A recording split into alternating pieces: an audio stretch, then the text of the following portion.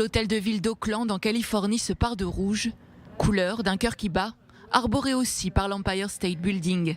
En même temps à Washington, Joe Biden rend hommage aux victimes du Covid-19. La barre des 400 000 morts est franchie aux États-Unis ce mardi. Dernière journée pleine d'exercice pour Donald Trump à la tête du pays, endeuillé. Se souvenir pour guérir, a déclaré Joe Biden lors de cette soirée de commémoration nationale. Les États-Unis sont le pays qui affiche le plus lourd bilan en pertes humaines et le nombre de morts continue de croître. En Chine, les nouveaux foyers de contamination inquiètent. Plus d'une centaine d'infections a été enregistrées depuis lundi. 7 nouveaux cas à Beijing ont conduit les autorités à décider d'un nouveau confinement dans plusieurs zones résidentielles.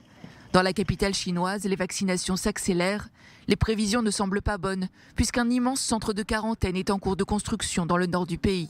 De l'autre côté du globe, de nouveaux records de décès sont atteints. Au Royaume-Uni, pays le plus endeuillé d'Europe, plus de 1600 morts ont été enregistrés dans la seule journée de mardi. Un nouveau rapport indique qu'une personne sur 8 en Grande-Bretagne a contracté le Covid-19. Autre mauvaise nouvelle venue d'Angleterre, le variant anglais, qui s'est désormais étendu à 60 pays selon l'Organisation mondiale de la santé.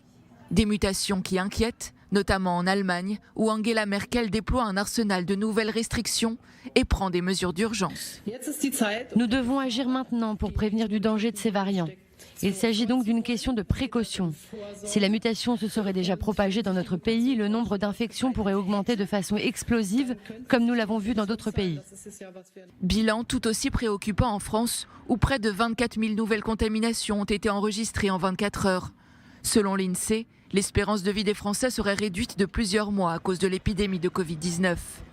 Autre pays européen durement touché, le Portugal, confiné, qui lui aussi atteint de nouveaux records avec près de 220 morts en 24 heures.